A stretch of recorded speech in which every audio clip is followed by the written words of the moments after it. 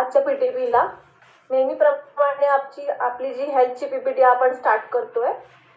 आतापर्यंत आपण total 9 health प्रोडक्ट्सवर PTP झालेली आहे आपली झूमवर. आणि राजेश्री मॅम कडनं तुम्हाला या सगळ्या 9 प्रोडक्ट्सवर व्यवस्थितपणे म्हणजे डिटेलमध्ये तुम्हाला इन्फॉर्मेशन मिळालेली. आय होप की तुम्ही सर्वांनी हे सगळं नोट डाऊन केलं असेल. सेम तशाच प्रकारे मी होप करते की सगळ्यांनी आपला रजिस्टर आणि पेन घेऊन बसले असतील. आणि आता आज यावेळेस जे आपण 3 प्रोडक्ट डिस्कस करणार आहोत ते आहेत गिलॉय, सिबक्टॉन आणि पपाया लीफ एक्स्ट्रॅक्ट. यावर मॅम तुम्हाला डिटेल माहिती देणार आहे आणि ही माहिती तुम्हाला प्रॉपरली नोट डाऊन करून ही इन्फॉर्मेशन तुम्हाला तुमच्या डिस्ट्रीब्युटर्सला, तुमच्या डाऊनलाईनला स्प्रेड करायची आहे. मी होप करते की तुम्ही व्यवस्थितपणे पीटीपीला व्यवस्थितपणे ऐकाल आणि सगळं नोट डाऊन कराल. राजेश्री मॅम, प्लीज मॅम तुम्ही कंटिन्यू करू शकता.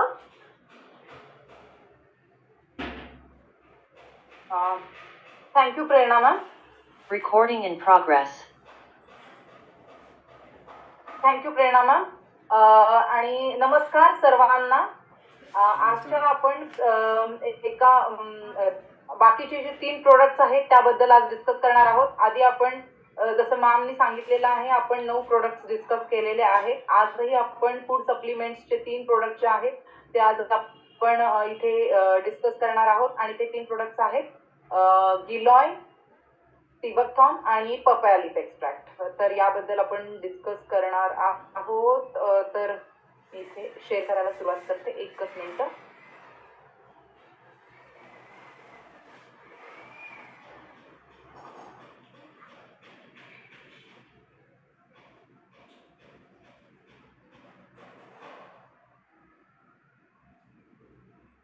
सगळ्यांना दिसतंय? Yes madam. Prerna ma'am visible आहे?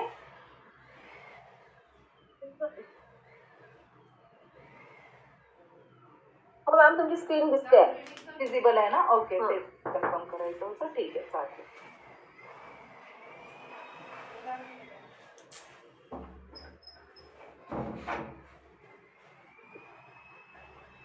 आज आपण आपले 3 प्रोडक्ट. आधी तर मी माझं इंट्रोडक्शन देते. मी डॉक्टर राजेश्री बिराजदार, सनेजची हेल्थ कन्सल्टंट. गेल्या 15 वर्षापासून मी आयुर्वेद प्रॅक्टिस करत आहे. गेल्या 3.5 वर्षापासून मी सनेजला जुळलेली आहे. तर आता आपण आपल्या 3 प्रोडक्ट्सला सुरुवात करायच्या अगोदर आपण आयुर्वेद काय आहे याबद्दल डिस्कस करणार आहोत. तर आयुर्वेद काय आहे हे मी सांगण्या अगोदर मी सांगते की आयुर्वेदाची जी उत्पत्ती आहे ते सृष्टीच्या उत्पत्तीपासून सुरू झालेलं आहे.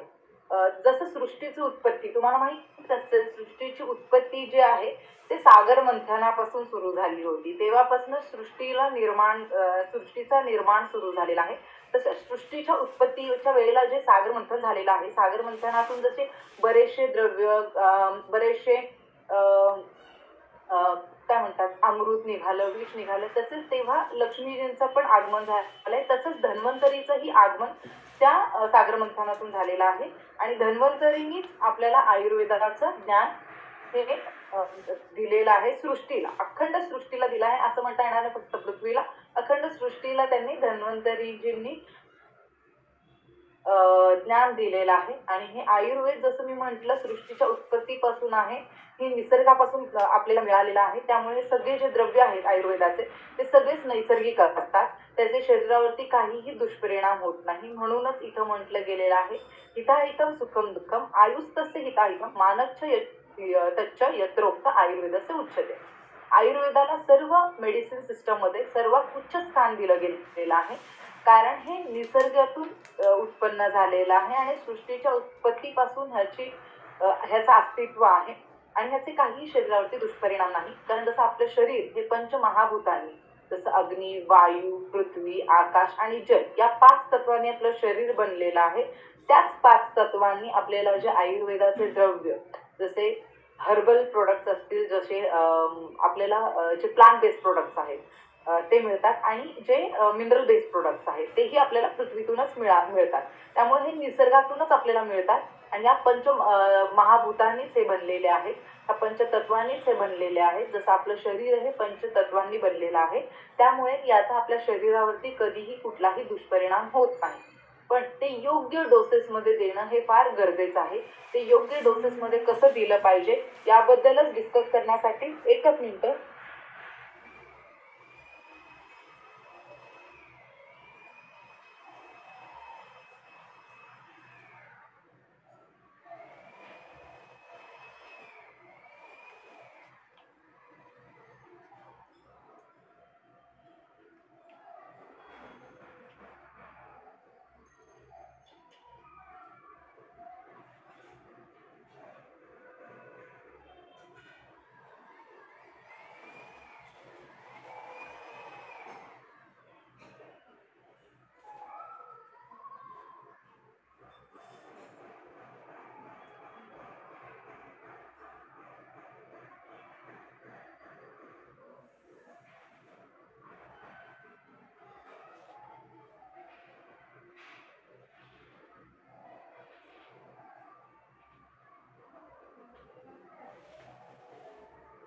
सॉरी, थोडा टेक्निकल इश्यू होता. तर आपण आता कंटिन्यू करतोय आपल्या सेशनला. ठीक आहे, जसं मी म्हटलं आता आजचे आपले जे 3 प्रोडक्ट आहेत ते आहेत गिलॉय, सीबकथॉर्न आणि पपाया लीफ एक्स्ट्रॅक्ट. जसं मी म्हटलं, आयुर्वेदाचे सगळे तत्व हे आपल्याला निसर्गातून मिळतात, त्याचे काहीही साईड इफेक्ट्स नसतात. पण योग्य मात्रेत जाणं हे खूप गरजेचं आहे. जसं जेवण हे आपण जर योग्य मात्रेत केलं तरच आपल्याला त्याचं पचन होतं, शरीरावरती त्याचा इफेक्ट होतो. पण जर आपण ते चुकीच्या मात्रेत, कमी किंवा जास्त मात्रेत घेतलं तर त्याचा आपल्या शरीरावरती योग्य तो इफेक्ट होत नाही. सगळ्यांना ऐकायला येते मी काय बोलतीये? ऐकायला येत आहे. ओके ओके, हा, मला वाटलं थोडं इंटरनेट अनस्टेबल येत होतं माझ्याकडे. तो ठीक आहे, चालेल. सो आज जसं मी म्हटलं, आज आपण आपल्या सेशनला सुरुवात करूयात, गिलॉय पासून सुरुवात करूयात. बघा, आता मी इथे तुम्हाला दिसतंय जे स्क्रीन मी शेअर करतेय, गिलॉय हे जे आहे ना, ह्याला एक दुसरं नाव आहे अमृत, गुडूची, अशी बरीचशी नावं गिलॉयला दिली गेलेली आहेत. गिलॉयला अमृत असं म्हटलं जातं कारण ते खरं शरीरावरती अमृतासारखं कार्य करतं. अमृतासारखं कार्य करतं म्हणजे नक्की काय करतं? एकतर हे आपलं इम्युन सिस्टम इन्क्रीज करते, इम्युन सिस्टमला स्ट्रॉंग करते. हे बेस्ट अँटीऑक्सिडंट आहे आणि कुठल्याही प्रकारचं ताप असेल, हे बघा, शरीरामध्ये जेव्हा कधी कुठल्याही प्रकारचं इन्फेक्शन होतो तर पहिलं जे सिम्पटम किंवा पहिलं जे लक्षण आपल्या शरीरात दिसतं ते म्हणजे ताप, फिवर. ठीक आहे, जेव्हा कधी आपल्या शरीरात कुठल्याही प्रकारचं इन्फेक्शन असेल, कुठल्याही प्रकारचं, टायफॉइड फिवर असेल, डेंग्यू फिवर असेल, किंवा आपण बघितलं कोविड सारखं व्हायरस होतं, व्हायरल इन्फेक्शन असेल, कुठल्याही प्रकारचं इन्फेक्शन, किंवा आपल्याला कुठेतरी काहीतरी जखम झालं असेल किंवा बेंड आला असेल शरीराच्या आतल्या बाजूला किंवा बाहेरच्या बाजूला, शरीराच्या कुठल्याही भागाला काहीही इन्फेक्शन असेल तर सर्वात पहिलं लक्षण जे शरीरात दिसतं ते आहे फिवर, ताप, कुठल्याही प्रकारचा ताप. त्यामुळे कुठल्याही आजारावरती तुम्ही गिलॉय देऊ शकता, कारण हे शरीरातलं इन्फेक्शन पूर्णपणे बाहेर काढतं. हे बेस्ट अँटीऑक्सिडंट आणि बेस्ट अँटीबायोटिक सारखं काम करतं, हे लक्षात घ्या. त्यामुळे कुठल्याही प्रकारचं इन्फेक्शन असेल, कुठल्याही प्रकारचा ताप असेल, कुठल्याही प्रकारचा जसं टायफॉइड, डेंग्यू, निमोनिया, कोविड सारखा ताप असो, किंवा आता जो नवीन व्हायरस आलेला आहे HMPV, तो व्हायरल इन्फेक्शन असो, कॉमन फ्लू असो किंवा स्वाईन फ्लू असो, कुठल्याही प्रकारचं फिवर असेल, मलेरिया असो किंवा कावीळ असो, काविळीला तर ॲलोपॅथीमध्ये ट्रीटमेंटच नाहीये, त्याला फक्त आणि फक्त आयुर्वेदिक ट्रीटमेंट आहे. त्यामुळे कुठल्याही प्रकारचा फिवर असो, म्हणजे ताप असो, तुम्ही त्या व्यक्तीला गिलॉय देऊ शकता. तर लक्षात आलं का गिलॉयला अमृत असं म्हटलं जातं? तर ते खरंच अमृतासारखं कार्य करतं. कुठल्याही प्रकारच्या तापात काय काय लक्षणं असतात इथे स्क्रीनवर तुम्हाला दिसते. तापात थंडी वाजणे, अंगावर काटा येणे, कधी कधी खूप घाम येणे किंवा अजिबात घाम न येणे, डोकंदुखी, अंगदुखी, जेवण न जाणे, चिडचिड होणे, खूप जास्त तहान लागणे, घशाला कोरड पडणे, ह्या सगळे लक्षणं तापामध्ये आपल्याला दिसतात. त्यामुळे गिलॉय तुम्ही देऊ शकता त्या व्यक्तीला जेव्हा ताप असेल किंवा कुठल्याही प्रकारचं शरीरामध्ये इन्फेक्शन असेल, सूज असेल, बेंड असेल, कुठल्याही प्रकारचं दुखणं असेल तर त्या व्यक्तीला तुम्ही ग्युलाइड देऊ शकता. डोकेदुखी, मायग्रेनचा त्रास या कंडिशनमध्ये सुद्धा तुम्ही त्यांना ग्युलाइड देऊ शकता. ग्युलाइडचा आता डोसेस समजून घ्या. लहान मुलांना म्हणजे 5 वर्षापासून पुढील मुलांना तुम्ही अर्धी गोळी, 5 वर्षापासून 7 वर्षाच्या मुलांना तुम्ही अर्धी गोळी दिवसातून 2 वेळा देऊ शकता.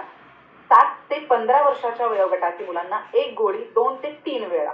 ताप जास्त असेल तर दिवसातून 3 वेळा सुद्धा तुम्ही ग्युलाइड टॅबलेट देऊ शकता. 15 पासून पुढील वयोगटातल्या व्यक्तींना तुम्ही ग्युलाइड टॅबलेट, जास्त इन्फेक्शन असेल, ताप असेल तर 2 टॅबलेट दिवसातून 3 वेळा सुद्धा तुम्ही देऊ शकता. डोसेस लक्षात आले? तर आपण आता पुढच्या प्रोडक्टला जाऊया. पुढचं प्रोडक्ट आहे सिबकथॉन. सिबकथॉनसाठी इथे मी तुम्हाला स्क्रीनवर दाखवते. हे स्क्रीन लक्षात घ्या किंवा स्क्रीनशॉट तुम्ही काढून घेऊ शकता, कारण हे कंडिशन्स लक्षात ठेवणं खूप गरजेचं आहे. बऱ्याच जणांना सिबकथॉनचं खूप जास्त कन्फ्युजन होतं आणि बऱ्याच वेळेला चुकीच्या गोष्टी सुद्धा म्हणजे गरज नसताना सुद्धा आपण त्यांना सिबकथॉन रेकमेंड करतो. तर इथे मी प्रॉपरली तुम्हाला स्क्रीनवर दिलेला आहे कुठल्या कंडिशनमध्ये आपण सिबकथॉन देऊ शकतो. तर याचा तुम्ही स्क्रीनशॉट काढून घेऊ शकता. तर हे बघा, मेनली सिबकथॉन जो आहे ते आपण हार्मोनल इम्बॅलन्स या कंडिशनसाठी देतो. हार्मोनल इम्बॅलन्समुळे काय होतं? मेंटल डिस्टर्बन्स, चिडचिड होणे, खूप जास्त विचार येण्यामुळे रात्री झोप न लागणे, खूप डोक्यात विचार आल्यामुळे डोकं दुखणे, कामात लक्ष न लागणे, अशा कंडिशन्समध्ये, त्यामुळे हार्मोन इम्बॅलन्समुळे ह्या कंडिशन्स होतात. त्यामुळे आपण मेंटल वेलनेससाठी सिबकथॉन रेकमेंड करू शकतो. अजून काय होतं हार्मोनल इम्बॅलन्समुळे? खूप जास्त केस गळणं, थायरॉइडच्या त्रासामुळे असतो किंवा इस्ट्रोजन इम्बॅलन्समुळे असतो, खूप जास्त केस गळतात, चेहऱ्यावर खूप जास्त पिंपल्स येतात, चेहरा काळवंडला जातो किंवा बऱ्याच वेळेला चेहऱ्यावरती तुम्ही बघितलं असेल पिगमेंटेशन्स येतात. अशा कंडिशन हे सुद्धा इम्बॅलन्समुळेच होतं. तर त्या कंडिशनमध्ये सुद्धा तुम्ही त्यांना सिबकथॉन देऊ शकता. ज्या वेळेला हार्मोन्स इम्बॅलन्स होतात त्यावेळेला झोप नेहमी डिस्टर्ब राहते. एकतर अजिबात झोप लागत नाही, लागली तरी सुद्धा ती शांत अशी झोप नसते. त्यामुळे स्लीप डिसऑर्डर्समध्ये, हार्मोन इम्बॅलन्समुळे होणाऱ्या स्लीप डिसऑर्डर्समध्ये तुम्ही सिबकथॉन देऊ शकता. हार्मोनल इम्बॅलन्स जेव्हा असतो त्यावेळेला बऱ्याच वेळेला मळमळणे, उलटीसारखं वाटणे किंवा उलट्या होणे किंवा जेवण न जाणे, अपचन होणे हे त्रास असतात. पण हे हार्मोनल इम्बॅलन्सचे डायजेस्टिव्ह प्रॉब्लेम्स, पित्तामुळे किंवा पोट साफ न होणे किंवा मूळव्याधाचा डायजेस्टिव्ह प्रॉब्लेम नाही, तर हार्मोनल इम्बॅलन्समुळे होणारा जो डायजेस्टिव्ह प्रॉब्लेम आहे त्या कंडिशन्समध्ये सुद्धा तुम्ही सिबकथॉन त्यांना देऊ शकता. पिरियडच्या त्रासामध्ये पिरियडमध्ये म्हणजे ज्यांना पोटदुखीचा त्रास असतो, अनियमित पिरियड्स असतात, त्या कंडिशन्समध्ये पिरियड्समध्ये व्यवस्थित अंगावरनं न जाणे म्हणजे कमी फ्लो किंवा खूप जास्त फ्लो होणे, अशा कंडिशन्समध्ये सुद्धा तुम्ही सिबकथॉन देऊ शकता. त्या व्यतिरिक्त ज्यांना रेग्युलर पिरियड्स येत नाही त्या कंडिशन्समध्ये सुद्धा तुम्ही त्यांना सिबकथॉन रेकमेंड करू शकता. त्या व्यतिरिक्त ज्यांना मूल होत नाही, मेल पेशंट असो किंवा फिमेल पेशंट असो, दोघांनाही, स्त्री पुरुष दोघांनाही आपण हार्मोनल इम्बॅलन्ससाठी फर्टिलिटीच्या केसेसमध्ये सिबकथॉन देऊ शकतो. ठीक आहे. त्या व्यतिरिक्त हार्मोनल इम्बॅलन्समुळे बऱ्याच जणांना काय होतं, पिरियड्स रेग्युलर येत नसल्यामुळे किंवा थायरॉइडमुळे अंग दुखतं, हाडं खूप दुखतात. स्पेशली ज्यांना हायपोथायरॉइडचा त्रास असतो त्यांच्यामध्ये कॅल्शियम डेफिशियन्सी खूप जास्त असते. अशा कंडिशन्समध्ये त्यांचं अंग दुखणे, हाडं दुखणे हा खूप प्रॉब्लेम असतो. त्या कंडिशन्समध्ये सुद्धा तुम्ही त्यांना सिबकथॉन रेकमेंड करू शकता. हार्मोनल इम्बॅलन्समुळे होणारा मेजर प्रॉब्लेम जो आहे तो आहे वजन वाढ. तर वजन हार्मोनल चेंजेसमुळे ज्यांचं वजन वाढलेलं असतो त्या कंडिशन्समध्ये सुद्धा तुम्ही त्यांना सिबकथॉन देऊन मग मेडोलाइट स्टार्ट करू शकता. सिबकथॉन सोबतच मेडोलाइट द्यायचं. स्पेशली जेव्हा हार्मोनल इम्बॅलन्स असतो बॉडीमध्ये, जेव्हा पिरियड्स इरेग्युलर असतात किंवा थायरॉइड हायपोथायरॉइडिझममध्ये TSH लेवल वाढलेला असतो, त्या कंडिशनमध्ये बॉडी टेम्परेचर सुद्धा वाढलेला असतो. ताप असं जाणवत नाही पण अंग गरम गरम असं जाणवतं. त्या कंडिशन्समध्ये सुद्धा तुम्ही सिबकथॉन त्यांना रेकमेंड करू शकता. सिबकथॉन तुम्हाला लक्षात आला तर सिबकथॉन कुठल्या कंडिशन्समध्ये आपण देऊ शकतो? तर सिबकथॉन जेव्हा आपण पेशंट्सला देतो तर स्पेशली आपण सिबकथॉन जो आहे ते लहान मुलांमध्ये कधी देत नाही, कारण हार्मोनल इम्बॅलन्स हे वयात आलेल्या लोकांनाच होतं, प्युबर्टीपासून म्हणजे 14च्या पुढच्या वयोगटातल्या लोकांना. त्यामुळे लहान मुलांना तर सिबकथॉन देण्याचा प्रश्न येतच नाही. 14च्या पुढील वयोगटातल्या व्यक्तींना तुम्ही टिबक्सॉन देऊ शकता. टिबक्सॉन 1 कॅप्सूल दिवसातून 2 वेळा जेवल्यानंतर द्यायचं. आता आपण बघणार आहोत पपया लीफ एक्स्ट्रॅक्ट. आजचा आपला शेवटचा product papaya leaf extract. Papaya leaf extract specially आपण देतो ज्या वेळेला बॉडीमध्ये प्लेटलेट काउंट कमी झालेला असतो. ठीक आहे, प्लेटलेट काउंट या कमी होणे या कंडिशनला थ्रोम्बोसायटोपेनिया हे मेडिकल टर्मिनॉलॉजी आहे. तर ज्या वेळेला थ्रोम्बोसायटोपेनिया किंवा बॉडीमध्ये प्लेटलेट लेवल कमी झालेला असतो त्यावेळेला आपण पपया लीफ एक्स्ट्रॅक्ट देऊ शकतो. पण नॉर्मल प्लेटलेट काउंट किती आहे हे आधी तुम्ही समजून घ्या. नॉर्मल प्लेटलेट काउंट जो आहे तो असतो 1.5 लाख ते 4.5 लाख. आणि लक्षात 1.5 लाख ते 4.5 लाख या हा नॉर्मल रेंज आहे. या रेंजमध्ये जर प्लेटलेट काउंट आहे तर त्या व्यक्तींना पपया लीफ एक्स्ट्रॅक्टची गरज नाही. ज्यांचं 1.5 लाखापेक्षा कमी प्लेटलेट काउंट आहे फक्त त्या व्यक्तींना तुम्ही पपया लीफ एक्स्ट्रॅक्ट देऊ शकता. कारण जसं मी सांगितलं 4.5 लाखापर्यंतच नॉर्मल आहे. 4.5 लाखाच्या वरती सुद्धा प्लेटलेट काउंट झालं तेही शरीरासाठी चांगलं नसतं. त्यामुळे ज्यांचं नॉर्मल रेंजमध्ये आहे त्यांना कधीही पपया लीफ एक्स्ट्रॅक्ट देऊ नये. ज्यांचं प्लेटलेट काउंट 1.5 लाखापेक्षा खाली आहे, बऱ्याच वेळेला डेंग्यू आणि मलेरिया या कंडिशनमध्ये प्लेटलेट लेवल आपण बघतो कमी झालेला असतो. पण या काही लोकांमध्ये ज्यांची इम्युनिटी चांगली असते त्यांची प्लेटलेट काउंट कमी होत नाही तर त्या कंडिशनमध्ये देऊ नका. जर प्लेटलेट काउंट 1.5 लाखापेक्षा कमी असेल तरच पपया लीफ एक्स्ट्रॅक्ट तुम्ही त्यांना देऊ शकता. तर बऱ्याच वेळेला आपल्याला लक्षात येत नाही, फक्त आजारपणातच म्हणजे फक्त डेंग्यू व मलेरिया सारख्या आजारातच प्लेटलेट काउंट कमी होत नाही, तर बाकी बरेचसे बॉडीमध्ये चेंजेस असतात. काही जणांना ब्लड कॅन्सरमध्ये प्लेटलेट काउंट कमी होतो, काहींना सिकल सेल एनिमिया कंडिशनमध्ये सुद्धा प्लेटलेट काउंट कमी असतात, काहींचा नॅचरली प्लेटलेट काउंट कमी असतात, काहींचे क्रॉनिक अल्कोहोलिक लिव्हर डिझीजमुळे सुद्धा प्लेटलेट काउंट कमी झालेले असतात किंवा काही लिव्हर डिझीजच्या आजाराचे पेशंट असतील तर त्या कंडिशनमध्ये सुद्धा प्लेटलेट काउंट कमी झालेले असतात. अशा कंडिशनमध्ये आपल्याला लक्षणं ओळखायची असतात, त्यावरून आपण त्यांना ब्लड टेस्ट करायला सांगू शकतो. तर काय लक्षणं असतात हे बघा. जेव्हा प्लेटलेट काउंट कमी होतो तेव्हा बॉडीमध्ये हे असे लाल लाल स्पॉट्स दिसतात. दिसते स्क्रीनवरती असे बॉडीवरती लाल लाल स्पॉट दिसतात ज्या वेळेला प्लेटलेट काउंट कमी होतो. तर या वेळेला तुम्ही CBC हे टेस्ट करून प्लेटलेट काउंट चेक करू शकता कमी झालंय की नाही. ठीक आहे. त्या व्यतिरिक्त लोकांना हिरडीतनं रक्त येतं, ब्रश करताना हिरडीतनं रक्त येतं. अशा कंडिशन्समध्ये तुम्हाला जर हिरडीतनं रक्त येत असेल तर त्या कंडिशनमध्ये तुमचं व्हिटॅमिन C आणि CBC हे दोन्ही ब्लड टेस्ट तुम्ही करून घ्यायचं. प्लेटलेट काउंट कमी असेल तर पपया लीफ एक्स्ट्रॅक्ट घेऊ शकता आणि जर प्लेटलेट काउंट नॉर्मल असेल तर हिरडीतनं रक्त येण्याचं अजून एक कारण आहे ते म्हणजे vitamin C deficiency. Vitamin C बद्दल आपण मागेही बोललो होतो, मी सांगितलं होतं तेव्हा व्हिटॅमिन C डेफिशियन्सीमध्ये तुम्ही आमला टॅबलेट किंवा ॲलोवेरा प्लस टॅबलेट रेकमेंड करू शकता. प्लेटलेट काउंट कमी असताना काय होतं, जखम सुद्धा लवकर भरत नाही. एखादा तुम्हाला कट बसला असेल, चुकून चाकू लागला किंवा काही लागला नाही किंवा कुठे जखम झाली तर ती जखम लवकर भरत नाही कारण प्लेटलेट कमी असल्यामुळे ती जुळून येत नाही जखम लवकर.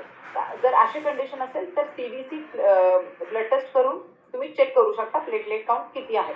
प्लेटलेट काउंट कमी असेल त्या कंडिशनमध्ये लहान असो किंवा मोठे कुठल्याही वयोगटातल्या व्यक्तींना तुम्ही प्लेटलेट काउंट वरती हे द्यायचं आहे. त्यामुळे वयोगटाचा इथे काही बंधन नाहीये. कुठल्याही वयोगटातले म्हणजे शक्यतो 3 वर्षाच्या पुढील लोकांना तुम्ही हे देऊ शकता. पपया लीफ एक्स्ट्रॅक्ट 1 टॅबलेट दिवसातून 2 वेळा जेवल्यानंतर. आय होप मी सगळं क्लिअर केलेलं आहे डोसेस सहित. तिन्ही जे प्रोडक्ट्स आजचे आहेत ते क्लिअर झाले असतील, कुठल्या कंडिशनमध्ये कुठल्या डोसेसमध्ये द्यायचे आहेत. त्या व्यतिरिक्त आपल्याला जे खूप गरजेचं आहे ते म्हणजे डेली रुटीन, दिनचर्या. योग्य वेळी उठणे, योग्य वेळी झोपणे. योग्य वेळी झोपणे म्हणजे काय, रात्री 10 ते 3 हे जी वेळ असते या वेळेला जर तुम्ही झोपलात तर तुमच्या शरीरामध्ये मेटाबॉलिझम म्हणजे पचनक्रिया आणि तुमचे हार्मोन्स जे आहेत ते प्रॉपरली सिक्रेट होतात. त्यामुळे या टाइममध्ये झोपणं, 10 ते 3 या टाइममध्ये झोपणं खूप खूप गरजेचं आहे. तुम्ही जेवढं उशिरा झोपाल तेवढे हे शरीरात कार्य कमी होईल. त्यामुळे योग्य वेळी झोपणे, योग्य व्यायाम करणे आणि योग्य आहार घेणे हे खूप गरजेचं आहे. इथे तुम्ही जर बघितलं तुमच्या स्क्रीनच्या डाव्या बाजूला तुम्हाला दिसत असेल एक जेवणाचं ताट आहे ज्याच्यामध्ये कार्बोहायड्रेट, प्रोटीन, स्टार्च आणि व्हिटॅमिन C सुद्धा आहे, त्याच्यामध्ये फायबर सुद्धा आहे. सगळे जे घटक शरीराला गरजेचे आहेत ते सगळे घटक तुम्हाला इथे दिसतात.